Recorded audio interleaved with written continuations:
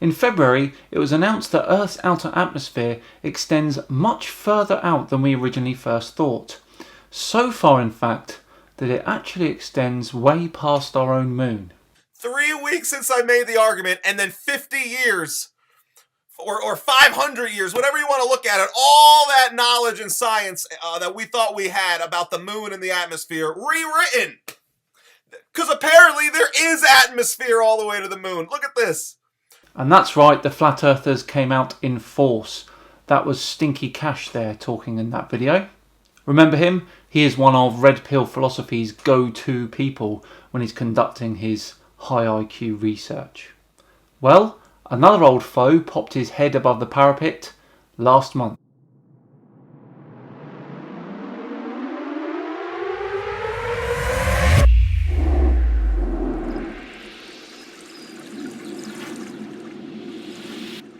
Hello all and welcome to another episode of Flat Earth Friday with me, Simon Dan. Thank you very much for joining me. Before we begin, let's just remind ourselves at what having the moon in our atmosphere actually means. We humans live on this beautiful, gigantic blue sphere, falling through space. We understand distances through our own personal experience. My neighbours are close to home. My workplace might be far away. My friend from another country is really, really far away. But can we really grasp the idea of how far away the moon is?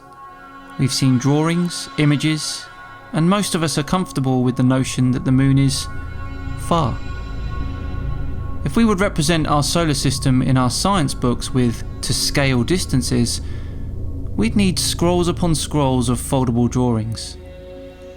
We are more familiar with this image of our moon, although in reality, the celestial body is nearly 385,000 kilometers away. Let this view sink in for a second.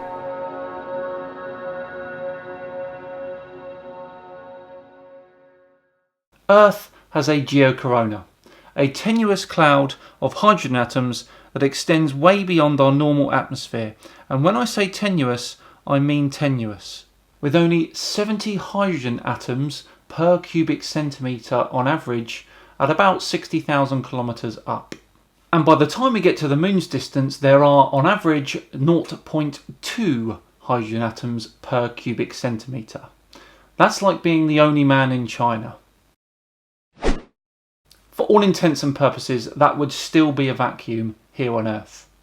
Now, we've known about this geocorona for decades, but we didn't really know exactly how far it extended.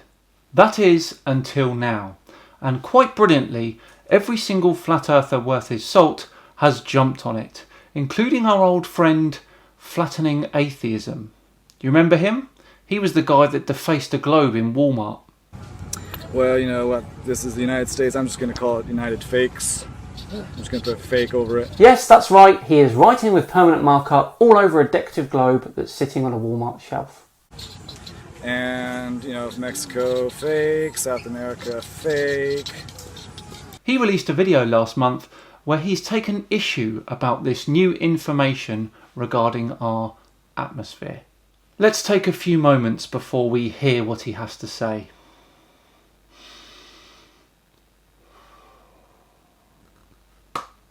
Right, I'm ready. Let's run it.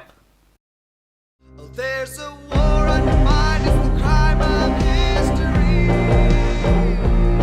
And I don't have a lot of time, so just listen to my rhyme and beat. Well, you gotta understand that they're gunning for society. But if you listen up soon, they'll be running from you and me. Yes, that was him singing at the beginning there.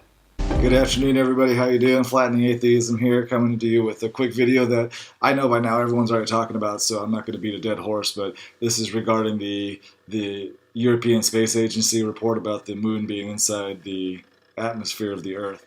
So here we have it here, ESA website, and here's their adorable little picture of what the Earth's atmosphere looks like now. Go ahead and take a quick look there. Here's the moon, and we scroll on down. I'm just going to kind of briefly go through this because I don't want to poison anyone else's mind with their with their hogwash here. His channel is called Flattening Atheism, and he doesn't want to poison anyone's mind. The irony. But the outermost part of our planet's atmosphere extends well beyond the lunar orbit, almost twice the distance to the moon. A recent discovery on observations by all this nonsense shows that the gaseous layer that wraps around the Earth reaches up to 630,000 kilometers away, or 50 times the diameter of our planet. Now that is interesting, 50 times the diameter of our planet, because if you look at their stupid little picture here, here's the diameter of our planet, and here's the geocorona. I love it when they just come up with all these new terms. So here's the diameter. 50 times would be like way out here, way out here, and even in their own dumb picture, they can't even represent what they're the vomit that's coming out of their reports here. Really? You're going to pick on a diagram? A diagram that, if you actually looked, explains that it is not to scale. If that's the best you have, then I would be concerned if I were you. Here's the Earth's orbit around the sun, of course. Here's the sun down here. So that's kind of funny. No, that's not funny. This is funny. Open to all views. That's what I'm saying. I'm open-minded. Well, take a look because it's very peculiar. No, buddy, that's not what you want. Look on the shelf below. That's what you need. And No. Not the shelf above, the shelf below. Put that down. oh, may God's word be true, and every man a liar. One more question. No, not the I still shelf would like to- below the top one, the shelf below that one. Look, let me help you out. You want this. So yeah, the 50 times the diameter of our planet. That's funny. The moon flies through the Earth's, and I mean, no one ever remembers all the numbers that we got when we were kids, but I was always told that the atmosphere is 20 miles high, and then it turned into like 50 miles, and then 100 or 400 miles. But now we're talking about 630,000 kilometers away. I'm not going to bother with the conversion, or what do they call it? Converting from kilometers to miles. I think it's probably about 400,000 miles away or something like that. Not a bad guess. It's actually about 390,000 kilometres. There isn't actually, though, a clear border between our atmosphere and space. However, about 99% of the atmosphere is contained within the first 20 kilometres. And so, yeah, oops. That's just a big oops. Is it? Not really feeling that one. So, yeah, it went from a couple hundred miles to now it's, I don't know what, 50, 60 times that size, or that amount. Maybe 1,000 times. What is it? Okay, 400 would be 10 times 4,000. Yeah, so 10 times that amount. Anyway, moving on. We were not aware of it until we dusted off observations made over 2 decades ago by the SOHO spacecraft. Now that's funny. Hey, can you guys go back and just see if there's anything, like, I don't know, maybe 10, 20 years old? Oops. Apparently, I just plumb forgot about it. NASA alone collects over 24 terabytes of data a day collectively from all of its missions. So it is no surprise at all that not all of that data can be looked at straight away. And then you can read through the rest of it. Oh, and then here's the science coming out now. It looks like it was made by some 9-year-old in Microsoft Paint. Music sounds like it's been produced as a soundtrack for a straight-to-DVD movie, but that doesn't necessarily mean that it has. To be so flippant about the image says everything we need to know about you. You probably couldn't understand it anyway, so it's no matter. Okay, so there's that.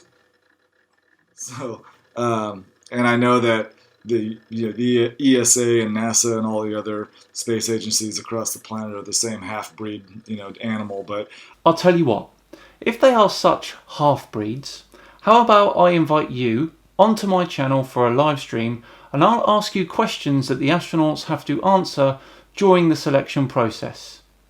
Come and show us how half-breed they are. I'm going to go ahead and be proactive. I'm going to use NASA just because that's my home turf here in the States, and I'm going to be proactive and call NASA myself and just kind of give them my thoughts. So He's actually going to call them.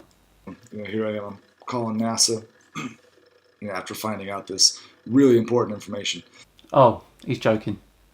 Hey NASA, how you doing? John Q here, and I just wanted to let you know I'm going to send over $50 million for your salary budget today.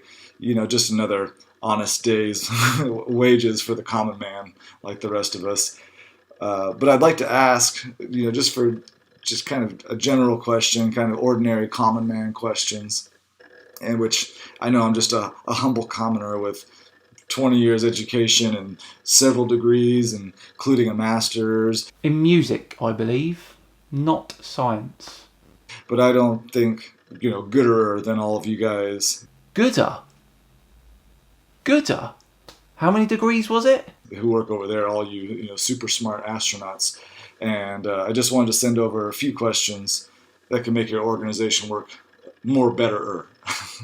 You're winding us up, surely. Betterer.